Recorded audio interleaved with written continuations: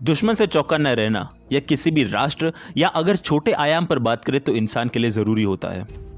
अगर आज के वक्त की बात करें तो दुश्मन और मित्र राष्ट्र दोनों पर नजर रखा जाता है, क्योंकि अपॉर्चुनिज्म की राजनीति कब किस पर भारी पड़ जाए कुछ कहा नहीं जा सकता। दुश्मन के स्ट्रैटेजी प्लानिंग का पता लगाना व उन्हें हराकर अपने आप को आगे रखना, वह भी किसी युद्ध के बिना, उसे ही एस्पिनाज एक्टिविटी कहते हैं। भारत राष्ट्र आज पाकिस्तान, चाइना, बांग्लादेश जैसे राष्ट्रों से घिरा है, जो भारत को हर हाल में घुटने पर लाने का नाकाम प्रयास कर रहे हैं। आज मेरे जैसा बॉर्डर एरिया में रहने वाला इंसान अगर कह रहा है कि हम चैन से सो रहे हैं, इसका मतलब है कि हमारे इंटेलिजेंस एजेंसी का काम मजबूत है। पर क्या हो जब हम आपसे कहें कि सालों पहले हमारा यानी भारत राष्ट्र का जो स्पाई नेटवर्क था वो आज के स्पाई नेटवर्क जैसा ही था, उतना ही इफेक्टिव, उतना ही चैलेंजिंग था। समय के साथ इनोवेशंस के जरिए कुछ चीजें आसान जरूर बनी, पर नए नए चुनौतियों ने जन्म लेना छोड़ा नहीं और शायद छोड़ेंगे भी नहीं। परंतु उन चुनौतियों का सामना करने की ताकत देता है स्पाई की ट्रेनिंग, स्पाइरिंग का फॉर्मेशन व स्पाइंग करने के बेस्ट टेक्निक्स। और यह सब हो चुका था, या यूं कहे कि सबकी रचना हमारे छत्रपति शिवाजी महाराज से भी पहले के काल गुरुओं के गुरु, जिनके द्वारा दिए हुए उस वक्त के ज्ञान आज भी प्रैक्टिकल साबित होते हैं, ऐसे आचार्य श्री विष्णुगुप्त चाणक्य ने रचना की थी। जिस वक्त वेस्ट के लोगों ने अपने आप को ढूंढना भी नहीं सीखा था, उससे भी 300 ईसा पूर्व साल पहले आचार्य चाणक्य ने भारत राजनीतिक व जासूसी में कितना आगे था उसका पर्चा विश्व समक्ष प्रस्तुत किया था। और उस वक्त के स्पाई टेक्निक्स ने किस तरह से भारत को विशाल संकट से निकाला था, जानने के लिए बने रहिए इस वीडियो में।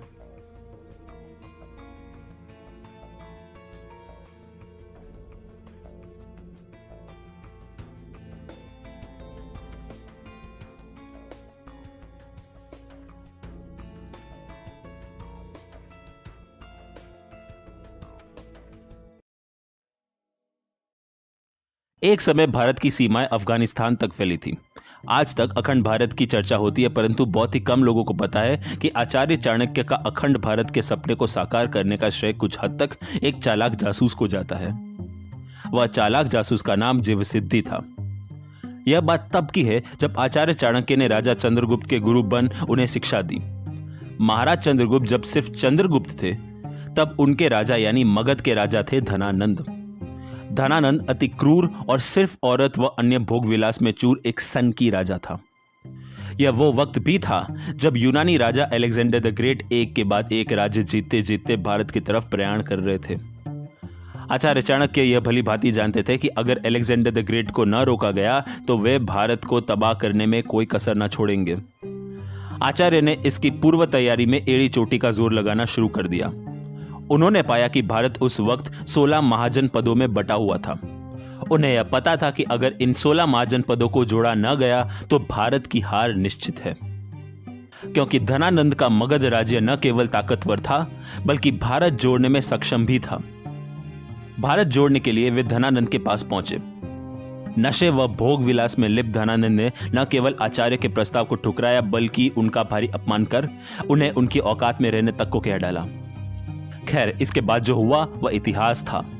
आचार्य चाणक्य ने सामान्य चंद्रगुप्त को चुन उन्हें असामान्य योद्धा बना धनानंद को चुनौती दी। महाराज चंद्रगुप्त ने धनानंद को हराकर मगध के सम्राट बनने व अखंड भारत को जोड़ने में लगे। लेकिन यहां एक और चुनौती आचार्य चाणक्य व सम्राट चंद्रगुप्त की राह देख बैठा था। हुआ कुछ ऐसा कि धनानंद के मौत को उनके वफादार मंत्री महामाती राक्षस पचा न पाए। महामाती राक्षस दरअसल मगध व धनानंद के वफादार थे। उनके लिए मगध सर्वोपरि था। वे मानते कि धनानंद का नाश मतलब मगध का नाश। धनानंद के मौत के बाद वे मगध राजधानी को छोड़ भाग खड़े हुए व एक सुरक्षित जगह जा छिप गए और सम्राट चंद्रगुप्त के पतन व उन्हें मार डालने की योजना बनाने लगे। दूसरी तरफ आचार्य चाणक्य जानते थे कि अगर महामाती राक्षस को रोका न गया तो वे चंद्रगुप्त व अखंड भारत के सपने में रोड़ा बनेंगे। और बस यहीं से आचार्य चाणक्य ने मॉडर्न एस्पिनाज की नींव रखी।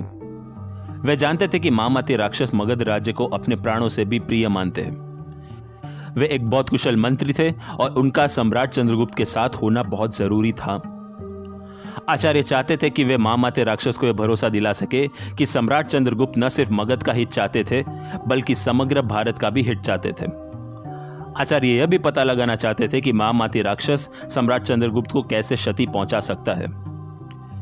बस इसी के साथ उन्होंने अपने तरकस से खतरनाक तीर निकाला और यह तीर था एस्पिनाच के उस वक्त के खतरनाक जासूस जीवसिद्धि। जीवसिद्धि को संपूर्ण प्रशिक्षण आचार्य चाणक्य ने दी थी। वे मानते थे कि शत्रु को मित्र से अधिक नजदीक रखना चाहिए। एस्पिनाच गेम में दिक्कत यह भी होती है कि अपने एसेट को शत्रु के घर में कब और कैसे लोकेट करें।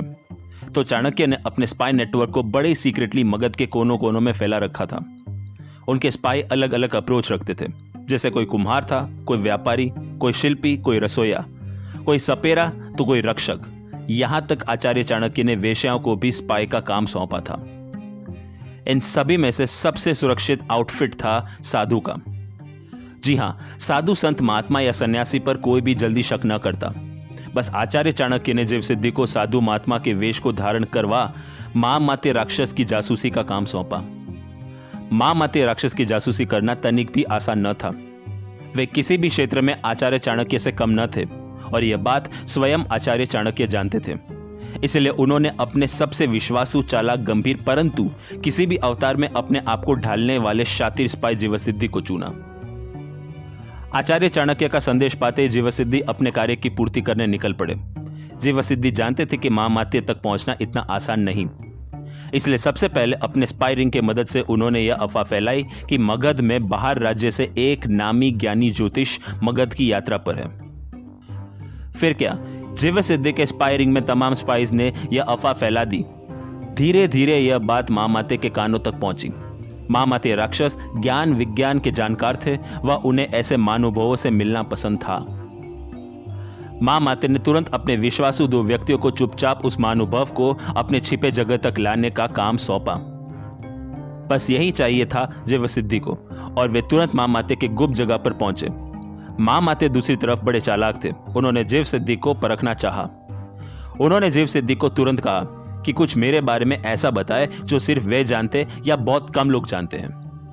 परंतु महामात्य को यह नहीं मालूम था कि उनका सामना जीवसिद्धि और आचार्य चाणक्य से हो रहा था।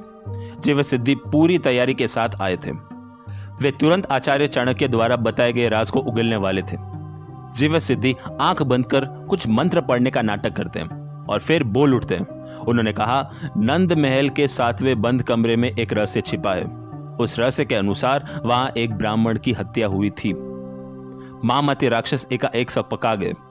वे सोच में पड़ गए कि ज्योतिष को यह सब कैसे मालूम और इसी तरह महामात्य जीवसिद्धि के जाल में फंस गए। फिर क्या था, महामात्य ने खुलकर जीवसिद्धि को बताया कि वे चंद्रगुप्त महाराज को मारना चाहते हैं। जीवसिद्धि ने तुरंत आश्वासन दिया कि वे उनके साथ हैं और बस यहां से जीवसिद्धि ने अपना आधा काम कर दिखाया। जीवसिद्धि इसके बाद आचार्य चाणक्य से मिले बिना एक स्पाई से दूसरे स्पाई द्वारा इंपॉर्टेंट मैसेज का लेन देन करते। एक दिन एकाएक महामात्य ने जीवसिद्धि से कहा कि ग्रह की दशा देखकर बताएं कि चंद्रगुप्त को किस दिन जहर दिया जा सकता है। जीवसिद्धि के कान खड़े हुए। उन्होंने कुछ मंत्र पढ़ने का नाटक किया और कहा कि मंगल की दशा देखकर काम किया जाए तो आप जिस काम को अंजाम देना चाहते हैं उसमें किसी एक की मौत पक्की है। महामात्य ने यह सुनते ही तय किया कि वे अपने गुप्तचर द्वारा चंद्रगुप्त को मौत के घाट उतारेंगे। दूसरी तरफ जीवसिद्धि ने आचार्य चाणक्य को इस बात की सूचना दी कि वे चौकन्ना रहे, सम्राट चंद्रगुप्त पर कभी भी किसी वक्त भी हमला हो सकता है। और वह हुआ भी।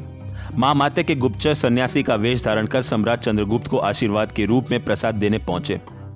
चंद्रगुप्त जैसे ही प्रसाद ग्रहण करने गए कि आचार्य ने उन्हें रोक सबसे पहले सन्यासी को प्रसाद ग्रहण करने को कहा।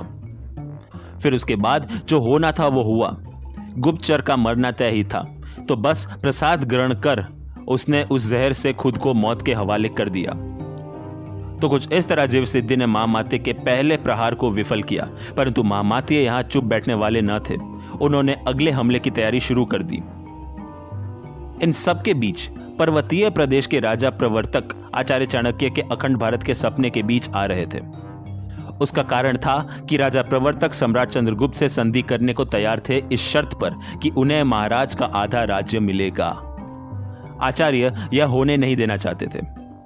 इस समस्या को कैसे सुलझाए, इस बात पर आचार्य विचार कर ही रहे थे कि तभी जीवसिद्धि की अहम सूचना लेकर एक गुप्तचर आचार्य के पास पहुंचा। उस सूचना के अनुसार मामात्य सम्राट चंद्रगुप्त को मारने के लिए एक अति सुंदर व मनमोहिनी स्त्री को भेजने जा रहे थे। असल में वह कोई आम स्त्री न थी बल्कि एक विषकन्या थी। आचार्य एकाएक सारी चिंता भूल चुके थे और महामात्य के इस वार का जवाब की तैयारी कर उन्हें हराने को तैयार हो चले। हुआ कुछ ऐसा कि आचार्य ने राजा प्रवर्तक को मगध राज्य में आने का न्योता दिया और वे आए भी। और आचार्य ने बड़े सही वक्त पे उन्हें मगध बुलाया, क्योंकि उस वक्त मामात्य द्वारा विषकन्या भी चंद्रगुप्त सम्राट के सामने प्रस्तुत होगी। यह संदेश जीवसिद्धि ने आचार्य तक पहुंचाया। जैसे ही वह विषकन्या सम्राट चंद्रगुप्त के सामने प्रस्तुत हुई कि तुरंत आचार्य चाणक्य ने उसे राजा प्रवर्तक के हवाले कर दिया। इतनी सुंदर कन्या शायद ही कभी प्रवर्तक ने देखा होगा। उसकी सुंदरता देख राजा एकाएक मोहित हो चले। एकांत में जैसे ही राजा विषकन्या के संपर्क में आया कि उस कन्या के पसीने मात्र से ही वे एकाएक बेहोश हो चले। पूरे राज्य में खलबली मच गई। इससे पहले विषकन्या पकड़ी जाए और उसके राज सबके सामने खुले, तब तक उसने खुद की जान देकर राज को राज बनाए रखने का व्यर्थ प्रयास किया, कि चालाक जीवसिद्धि व आचार्य चाणक्य इस प्रकरण को जान चुके थे। रही बात राजा प्रवर्तक की, तो वे खूब बीमार हुए और उसके कुछ दिन बाद उनकी मृत्यु हुई। इस पूरे प्रकरण में आचार्य चाणक्य और जीवसिद्धि ने एक तीर से दो निशाने साधे। सबसे पहला, राजा प्रवर्तक को मार अखंड भारत का इरादा मजबूत हुआ। दूसरा, महामात्य को एक बार फिर हराकर उनके इरादों पर पानी फेरा। वहीं दूसरी तरफ महामात्य आचार्य के खतरनाक सूझबूझ को मान चुके। महामात्य ने इसके बाद भी सम्राट चंद्रगुप्त को मारने की कोशिश की, परंतु हर बार वे विफल रहते। महामात्य राक्षस को निराश व हारा हुआ मान जासूस जीवसिद्धि ने महामात्य से आचार्य के साथ संधि का प्रस्ताव रखा। महामात्य भी समझ चुके थे कि आचार्य के मालूम पड़ जाने पर भी उन्होंने महामात्य को कुछ नहीं किया। वहीं आचार्य भी मानते थे कि महामात्य का सम्राट के साथ रहना बहुत ज्यादा जरूरी है। सम्राट को महामात्य राक्षस सा मंत्री शायद ही मिले। फिर हुआ भी ऐसा कि महामात्य ने आत्मसमर्पण कर जब तक वे रहे तब तक सम्राट चंद्रगुप्त का साथ दे मगध ही नहीं परंतु अखंड भारत की सेवा की। तो दोस्तों, कुछ इस प्रकार से आचार्य चाणक्य और जीवसिद्धि ने मिल एस्पिनाच का उस वक्त इतने सालों पूर्व उत्तम उदाहरण प्रस्तुत किया। दुश्मन का मन जीत उसे मित्र बनाना आज भी संभव नहीं, परंतु आचार्य के स्पायरिंग ने यह संभव कर एस्पिनाच गेम के सारे रूल्स को चुनौती दी।